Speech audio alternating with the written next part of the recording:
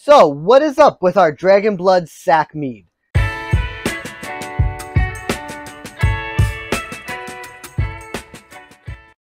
Well, that's the question.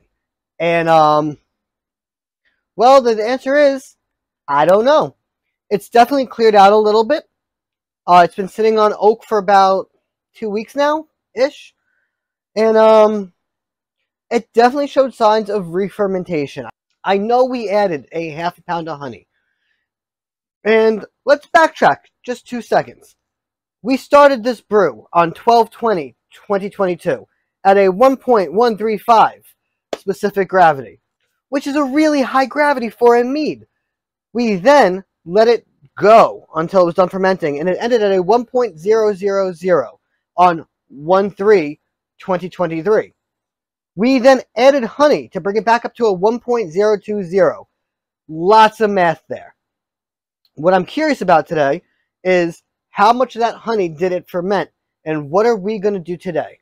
Well, there's only one way to know what we're going to do today, and we are going to take a gravity reading.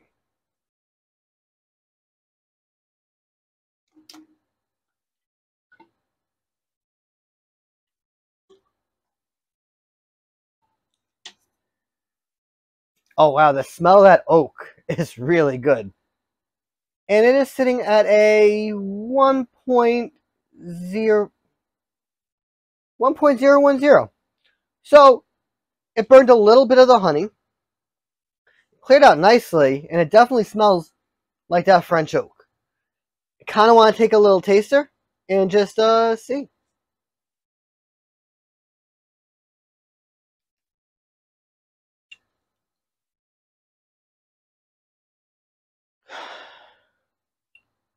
Wow. Just off the nose of it, I'm getting some really strong berry flavors and a lot of that oak.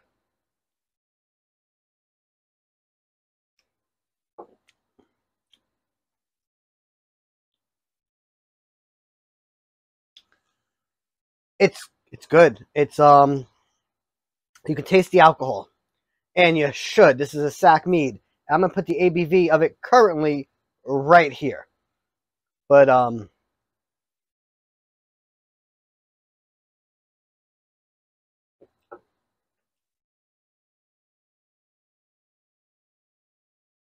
it has all of the berry flavors, and they mix really nicely. There's a tad bit of that honey flavor to it there, and there should, because we backsweetened a little bit, but not really enough. So I think we're gonna take it off of the oak, rack it, add a little bit more honey, and let it age another couple weeks to mellow the alcohol and honey together. But where it's at is a great spot to be. We're going to need a pitcher.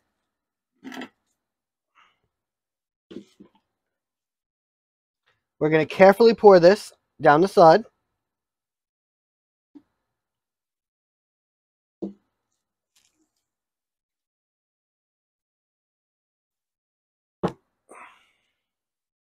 And through the magic of TV, we are ready to rack.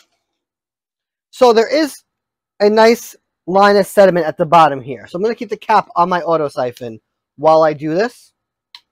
And, you know, simple racking rules. One end about halfway through in here, the other end in here. A couple of good pumps.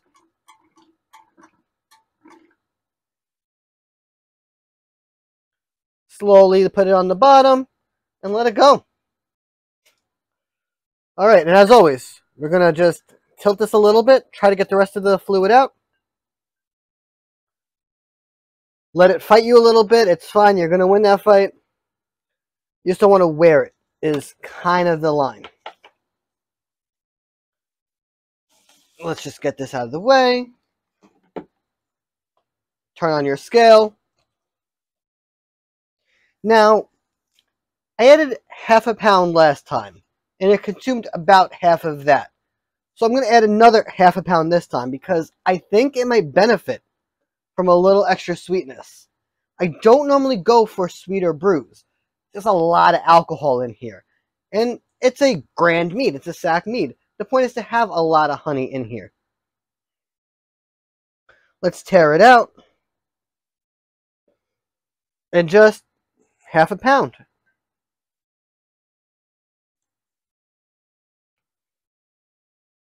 And I'm good. We got 8 ounces on the dot. Let's remove our scale now because we no longer need it.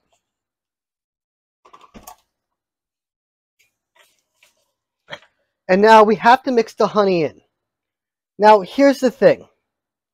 You want to be careful. We are well above the range of what an acetovactor can do to turn this into vinegar. It's just not going to happen at this ABV. But what we can do is oxidize this brew. And we really don't want to do that. We've worked hard on it. It has a lot of honey and a lot of flavors in it. We want to do our best to keep its integrity throughout the brewing process. However, I can't get an accurate ABV. I can't get an accurate reading if the honey isn't mixed in. And I won't get an accurate taste test if the honey isn't mixed in. And if the honey isn't mixed in, when I go to rack it, I'm going to leave all that honey on the bottom of my pitcher.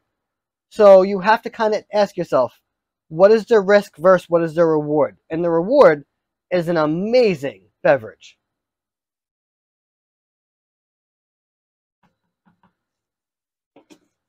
Alright, next thing I want to do is take a little taster again. And make sure that if I stop sweetening it at this point, is it sweet enough? I don't believe the yeast are going to kick back up again. If they were, this would have went dry. So I think we're pretty safe to say the yeast have done their job and they've ran their course.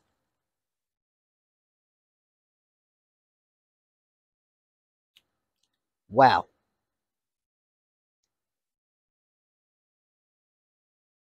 That's really good.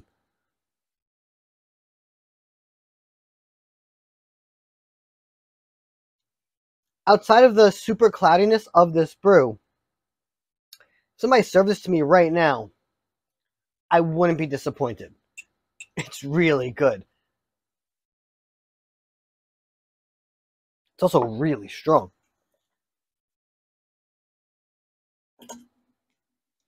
Alright, so now we're going to put this pitcher back up here. Now, I could rack it possibly into another wide mouth 1 gallon fermenter. They're a little smaller. However, this almost overtook that. And now I added more volume when I added honey. So I'm going to get a sanitized 1 gallon carboy, the jug variety. I'm going to take this little cap off of here. And we're just going to do another racking.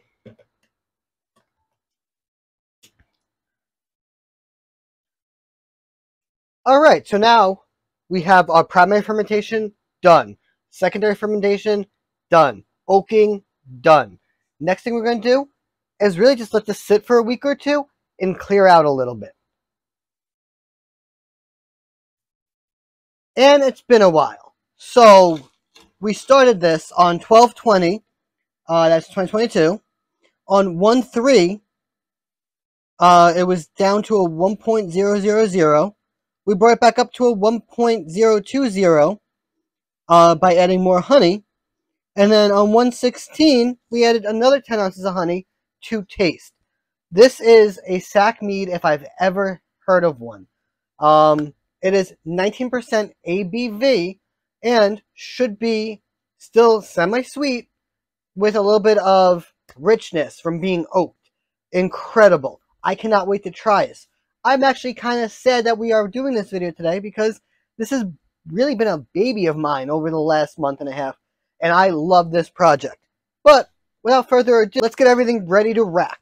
We're going to just move this here. Grab our elevation vessel. Put the meat on top. We are now going to use an auto siphon to transfer the liquid from this vessel to this vessel using gravity. Careful when taking the cork out. Spill sanitizer everywhere because why not? One end goes in here, one end goes in here, few quick pumps,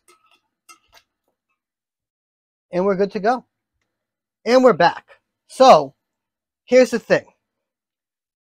It's probably safe to just bottle it as is right now. But, like I always say, you made it, you worked on it, you want to try it before you bottle it. Make sure what you're putting in the bottle is presentable, so that if you want to give it as a gift, you can. The other thing, and I'll say it right off the bat, I don't think this cleared out all that much. However, it's a very dark liquid, and only a pour into some glass will tell. Okay, it's not clear, like it's not crystal clear. I'd say it's like a 7 out of 10. If you wanted to make this crystal clear, you could add a fining agent such as sparkaloid, and it will clear this right up. I use it sometimes. I could use it for this. However, it's a sack mead. It's a grand mead. And I like it to be a little hazy. It's a preference thing for me for like those richer, higher ABV meads. It feels right to me. And I can't explain it any other way. Now, let's take a quick little smell. From the smell, you get honey, like rich honey flavor. Smell, odor. And definitely berries are coming right through.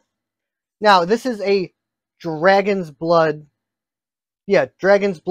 sack mead, which means it needs to be made in a dragon blood style of mead, which is a triple berry.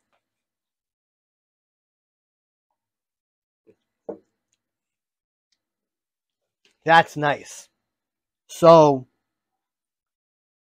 right off the bat, you get honey, and it stays in your mouth the entire time. There's no doubt there's honey in this. I wouldn't say it's cloyingly sweet, but it's almost there. Followed with really nice, almost cooked berry flavor, like if you're eating a pie of some kind.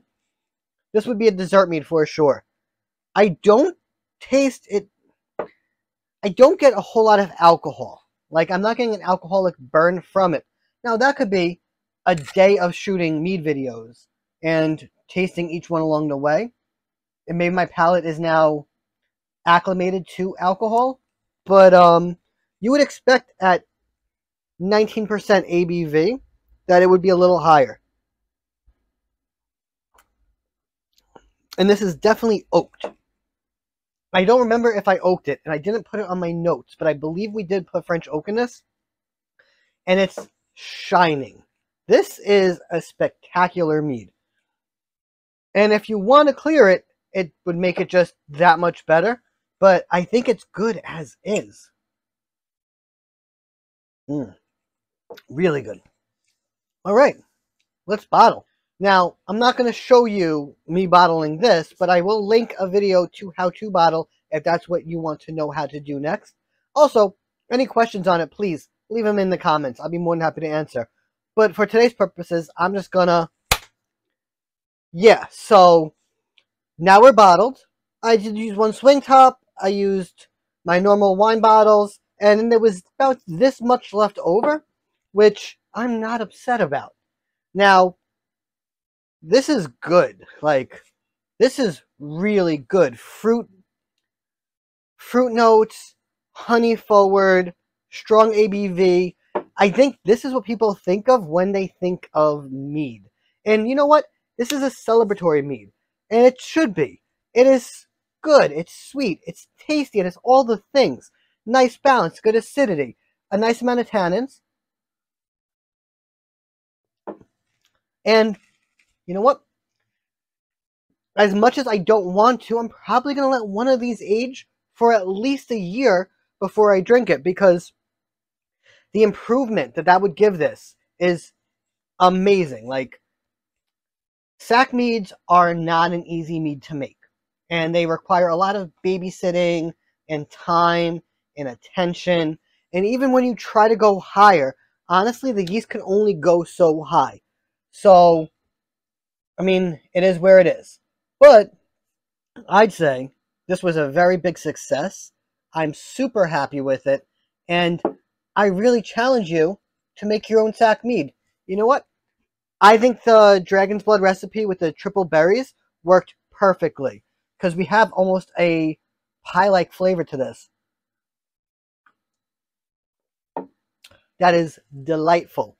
However, you can make any mead a sack mead if you try, but you want to do something that is going to go with the yeast, like real good fruits.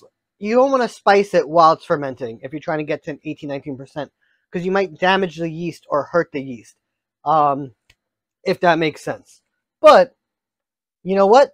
Really good. I'm probably going to try to do another tasting on this particular mead with other people so that you can see how good this can be. And clarity-wise, it's not 100% clear. It could be a lot clearer, and we could have made it clear. I want to state that this can get clear. There's no reason it wouldn't. There's a lot of pectic in there. We did use some pectic enzyme. We could have used more, and you really could just use sparkaloid at this step. And you really could just use sparkaloid. Given another week, everything would drop out of suspension, and it would be crystal clear. You can also use mead filters or wine filters. It's a thing. I don't really know much about it, and I've never really been interested in it. But there are ways to make a mead perfectly clear. I'm saying, even if it's not, it can be outstanding. Anyway, I'm not going to keep ranting. I appreciate you guys for watching. If you didn't yet, please leave a like. I really appreciate that as well. If you have a question, comment, or concern, leave it right in the comments. And if you want to see more videos like the ones I've been making, please hit subscribe. This way you know when new content comes out. Anyway, I am Phil. This is Phil with Facts, and until next time, cheers.